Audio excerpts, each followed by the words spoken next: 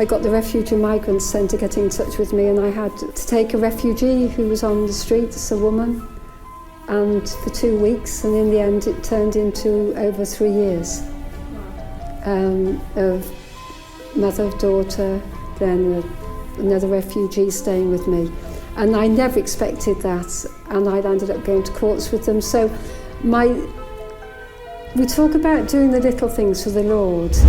I might be learning Farsi with my refugee, I won't give a name either, but who spoke Farsi, and we'd have a dictionary, we'd have a hilarious time trying to work things out. It was a very messy situation, and I could have only been about 11 or 12. And I used to watch my mother praying the rosary, and I was angry with her. How can you pray the rosary when all this is going on?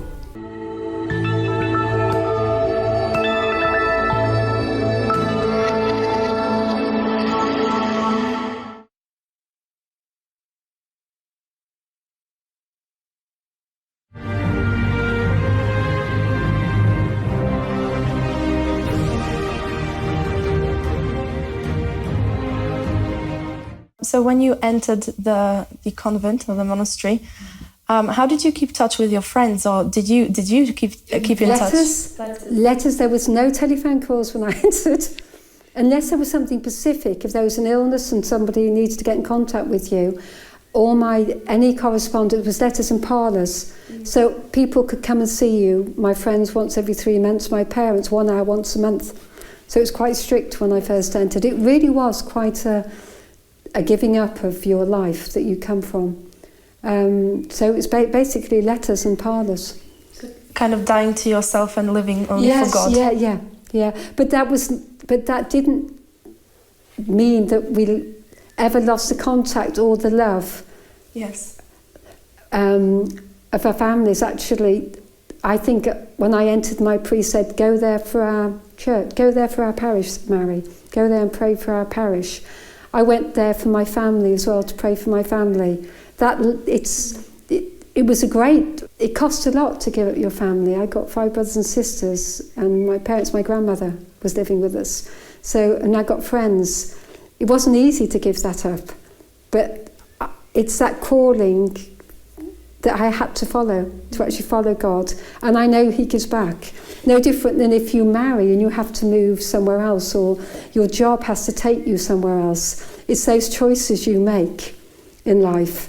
And my life was, I was giving my life to God in Carmel, and I knew I'd have to make those sacrifices. And of course, later on, I suddenly realised the sacrifice my family made in giving me up as well. Because I wasn't going back out, I wouldn't be going on holidays with them, I wouldn't be doing any of that. So it was both ways, really. So you were kind of united to them through letters and through God. Yeah, and through prayer. Meet up for parlours. They would come for parlours, but basically through letters mostly. Yeah. That isn't so much now. People can keep in contact on phones, and if we've got one young pre-postulant who's from another country, and she would be allowed to Skype because her parents can't come over, so she'd be Skyping and things like that. So things have adapted over the years a lot to circumstances and the younger generation coming in. So we've allowed that. A lot of things have changed, and different Carmels have their own views of how they live it out. Some Carmels have the television. All different Carmels have different ways of living out the Carmelite charism. Yes, and so you've talked a little bit about your life when you were in enclosure. Mm-hmm. So tell us then, how did that change, and was it difficult to come back kind of a little bit out of enclosure when you became an extern? It was. Mine was basically a mixture of family circumstances. I became ill also, but a mixture of family circumstances. I was very close to my father had died, and my mother was getting more frail, but was very close to us, and I was enclosed. And the new prioress who came into office offered me the extern post. I'd never actually thought of that, but she offered it for me. And I'd actually been out for a little while by myself. So she offered me this post back in as an extern. So I actually never thought I'd do that, and it was circumstances because of difficulties at home that led me almost out to be an extern, and also be there for my mother, who was becoming more frail. And It's different because I don't have to keep in enclosure. I'm not in solemn vows, I'm in simple vows. And I deal with people coming. So before I was totally enclosed where I hardly saw anyone, to actually being the face of Carmel outside in the chapel. So tell us a little bit about the difference between solemn vows and simple vows. What is the difference? I think the solemn vows, I'm not going to go fully into it, but the solemn vows are for the enclosed communities. It intricately with Carmelites is part of the enclosure, the solemn vows. Mine are simple vows, which allows me freedom to keep a bank account. And it's a lot. I won't go into full details because different communities have different idea of enclosure, so they wouldn't agree with that. So I should just look at it. It's just a different calling within the Carmelite vocation. Yes, thank you for that, because it might be for some people it might be a new term that might not know the difference. Yeah. So once you've become the extern, what were the things that you started to do? What kind of work did you have now? Obviously you were more on the external side of the convent. Yeah, I dealt more with people. Within the enclosure, I was running different offices, printing different things. And I still, even though I moved out to the extern, I was helped within the monastery because of the amount of sisters who we needed, extra sisters to help inside. People started coming to use the place for retreats, which before we hadn't done so much. We had a prayer group started, we had the Carmelite secular group began, and more people after Mass would come in for coffee, which they wouldn't have done before. And I started to visit people. People in the chapel would tell me that one of the people who came to our chapel was ill or in hospital, so I started to visit. So my service took on a different service. I just took a different journey at that point. One thing when I first came out, I almost said to God, I'd like this place to be home for people. It was very simple prayer. And somebody wanted a few days retreats. She couldn't afford anywhere. And we've got 2 small retreat rooms, and she'd gone through a terrible life, really. Her husband had died of cancer, and she's now died, but she was an alcoholic and family difficulties. So I said, come for the weekend. You don't have to pay. Doesn't matter. Just come. And I won't give a name, but she now died of cancer. But she used to come here at weekends. She was hilariously funny. She did work with Little Brothers for the homeless. She was Irish. She was a beautiful person, very feisty, and wicked with it, just beautiful. And she went back to the brothers one day, and she went, "Oh, I'm staying at the Carmelites." And she said, "It's lovely. I just stay on retreat. It just gives me a break." And I wanted it. People could just come for a break. If they couldn't afford it, they could just come somewhere. And I think she told somebody else who told somebody else. And the next thing I knew, I got the Refugee Migrants Centre getting in touch with me, and I had to take a refugee who was on the streets, a woman, and for 2 weeks. And in the end, it turned into over 3 years. Wow. Of mother, daughter, then another refugee staying with me. And I never expected that, and I ended up going to courts with them. So we talk about doing the little things for the Lord. Most of my life turned into day-to-day circumstances of how I served God through all the things I never knew I'd be doing. I might be visiting somebody dying in hospital of cancer. I might be at the courts with the refugees who needed somebody just to be with them to go to courts. I might be learning Farsi with my refugee, I won't give a name either, but who spoke Farsi, and we'd have a dictionary, we'd have a hilarious time trying to work things out. Communicate with each other any way possible. They weren't Christians, they were different faith, but I had deep respect for her, and she had deep respect for my faith. And she was always pulling me up on my faith, actually. She told me off for not kneeling down to pray. So and her daughter finished her A-levels with us. So a lot of experiences happened there. And a lot of people, as Winner, who's over there, knows, a lot of people come to the chapel. A lot of people have got stories and difficulties. So many times people will come in just for a chat after, and to pray, but I still work within the community, so I'm still doing the washing up. I'm still was working in printing at one point. I'm now working in candle business to help us because we were furloughed because of COVID. So different circumstances, I just am open to the different paths God's calls me to serve. And they're very fluid as well. It just depends what goes on and what happens. And people come here, we have prayer groups running from here. And people just come here sometimes just to sit and pray, and they just need someone to talk to. I've had people come who are ex-religious, who just need someone to talk to, and they don't want their circumstances known. Yes. So a lot of diverse things as an extern working. That's beautiful. You said kind of staying open to God, and He can just take you wherever He needs you to go. Within the structure of the community, I'm here to serve the community, and I think my community will say that straight away. I'm here to serve the community first, because that's my work as an extern. But all those extras happened with me being outside and working outside, and actually for the first time dealing with people. I was never answering the door for people originally. I was always enclosed, hidden. So it was a completely different life. I'm sure you can tell us, or you can kind of reminisce on your life and see God kind of directing you to things that you thought maybe you didn't necessarily even want, or things that you thought that's not for me, but actually He used that. Could you tell us a little bit about something? When I dedicated my life to God in Carmel, I found that very difficult. I was frightened to death when I made my final vows. I'm doing this for life. It was very scary. I really mean to commit my life to God at that point. But then, years later, circumstances had happened through no fault of my own at first, things that had happened.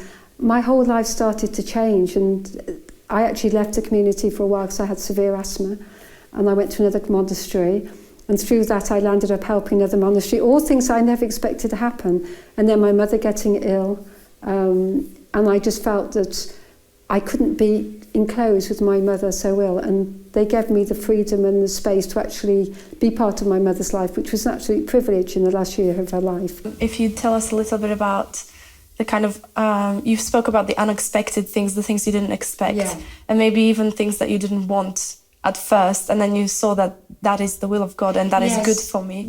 And I think that one is with the extern. I had no idea I'd ever been extern. I didn't really want it, but life circumstances change things. And even I was out for a while, and I had some pretty tough times when I was out, which I would never want again. And they helped me to grow.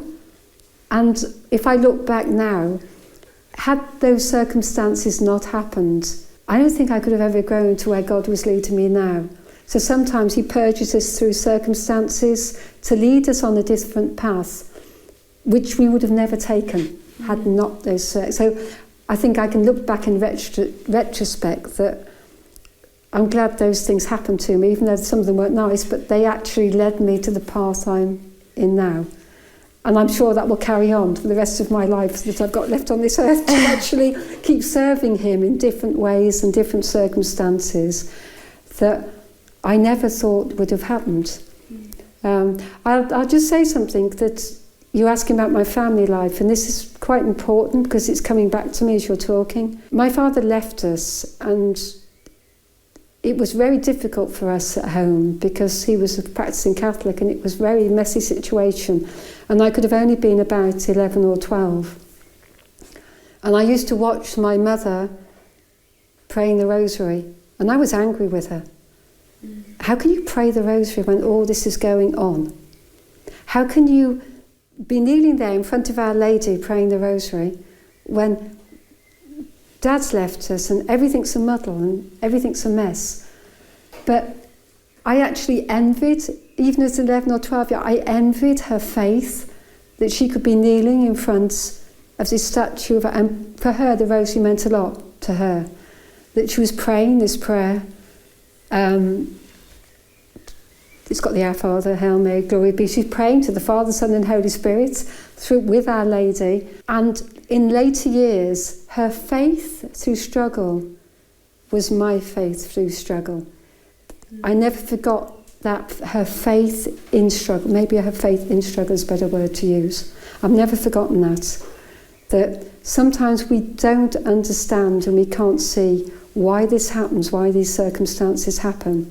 And we can only just say, God, why? Or God, help us, or just help God. Yes. And I've said that many times.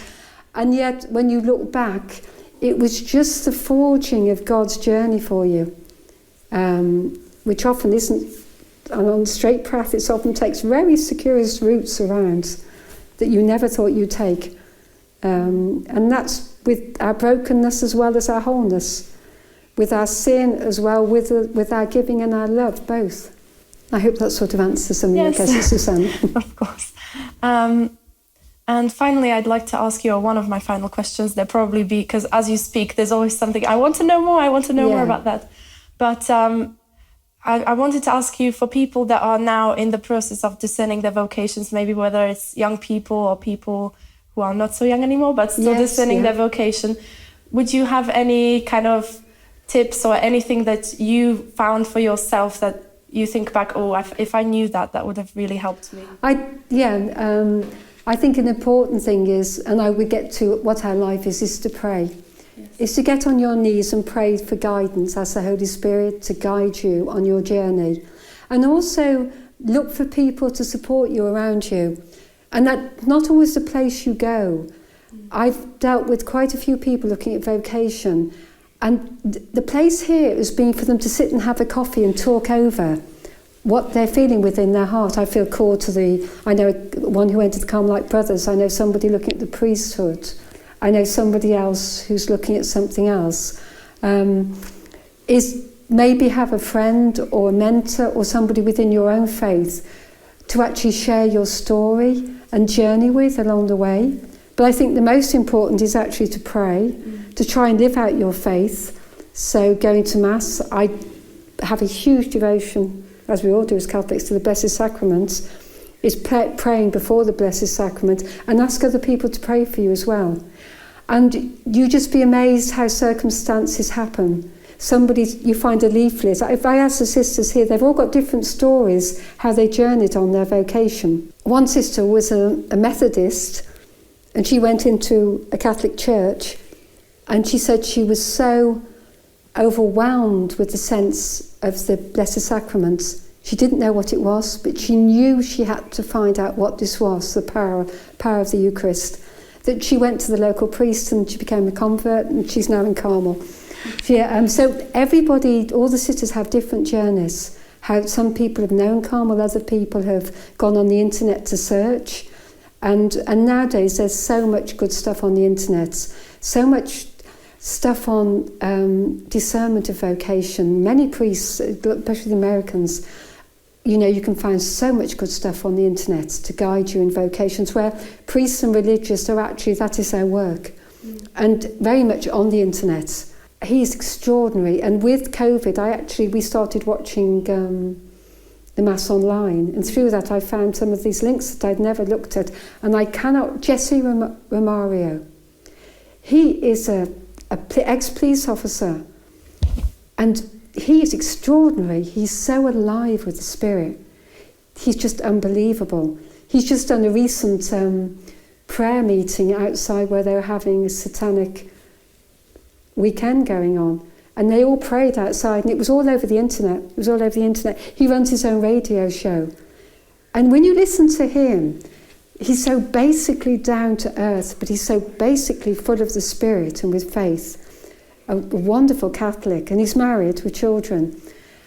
It almost sets you on fire with that love and with that service.